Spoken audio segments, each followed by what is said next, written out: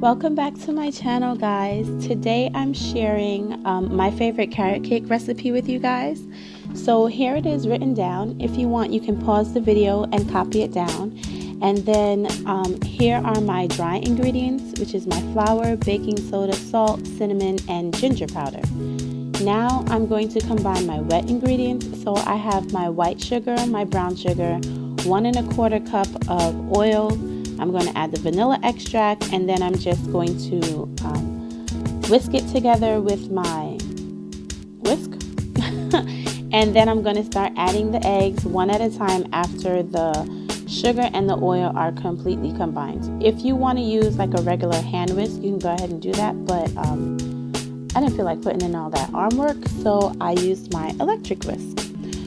When you add the eggs, you want to make sure and add them one at a time and make sure that each egg is like fully incorporated and like completely mixed in together before you add the other one. You don't want to add all 4 at the same time.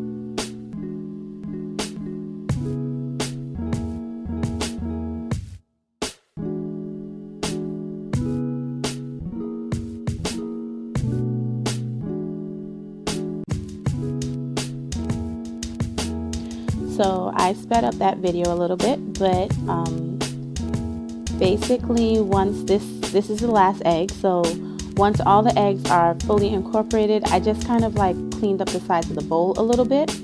And now I'm going to add my dry ingredients in, and we're going to do that in like 2 to 3 batches. So I didn't whisk it, but I kind of just stirred everything together with the fork to make sure that the flour, the baking soda, and everything else is like fully incorporated and mixed in with each other before we add it into our wet batter.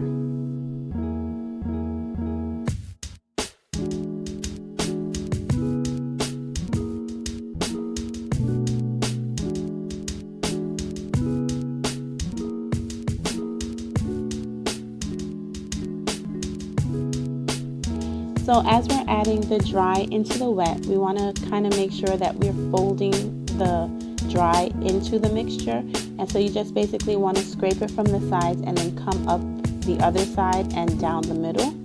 Try not to really stir it in like in a circle, but scrape from one side to the next and come down the middle.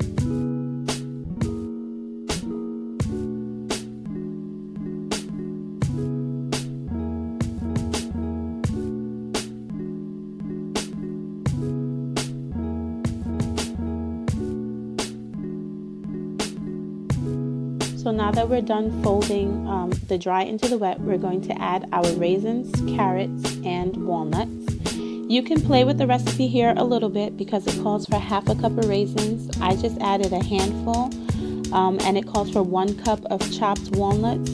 You can do 1/2 cup of chopped if you don't like too much walnuts into your carrot cake, and you know, just do whatever you feel like doing, what you like.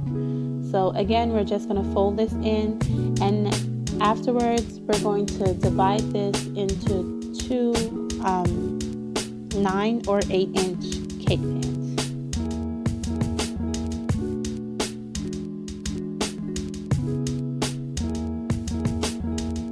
So what I like to do before I put my cake batter into my cake pans is I like to put a piece of parchment paper down at the bottom of the cake pan so that way the cake doesn't stick to the pan.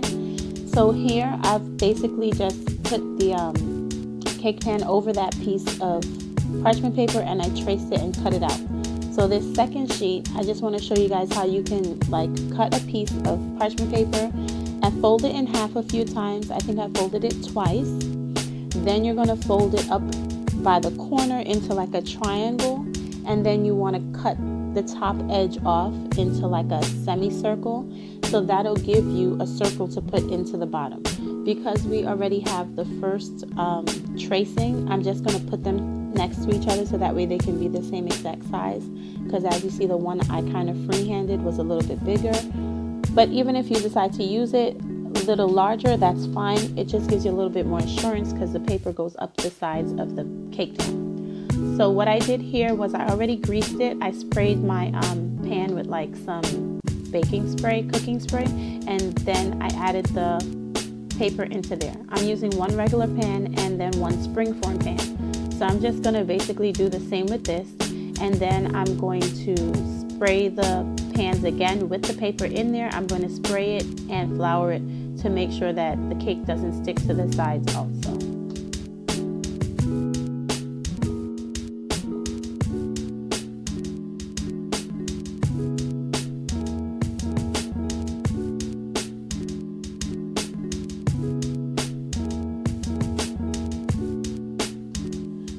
Okay, time to add the cake into the pans. Now, if you want to be really precise, you can get like your scale and measure it out to make sure that both cakes are like even weight, so that way you know that they're going to cook properly. But if you're going to do like me, I just kind of eyeballed it.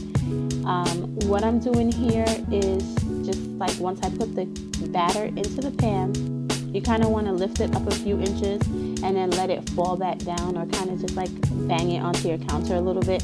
That lets the air bubbles from in the cake batter come up through the top of the cake, and what that does is it kind of like eliminates your cake from having too many cracks in the middle, because sometimes when the air bubble comes out while it's baking, you get like a huge crack down the middle of your cake. So to avoid that, just bang it a few times before you pop it into the oven. Do you see the air bubbles coming up?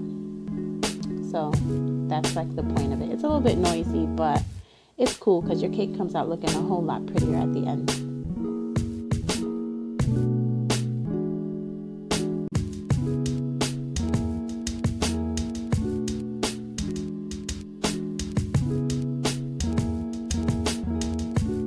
And here is the cake fresh out the oven. As you can see, I just kind of want to show you the sides where you see the cake is kind of pulling away from the sides of the pan. That's one way of showing that the cake is done. That's one way of testing it.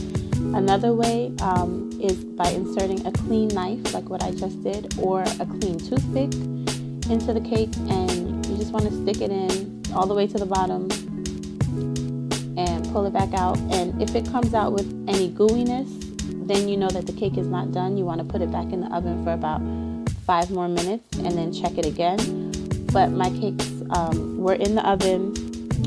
It was in a preheated oven at 350 for about 35 to 45 minutes. But if you just rewind, you'll see that in the written recipe. So now that it's out and it's cooled for about 5 minutes, I'm just going to kind of fluff the cake a bit, and I just want to shake it a little bit to loosen it. The sides have already started pulling away, but I still like to do that to loosen it from the cake pan, so that way when I want to take it out of the pan, it's just going to come out a bit easier. And I'm going to do that with both the cake pans.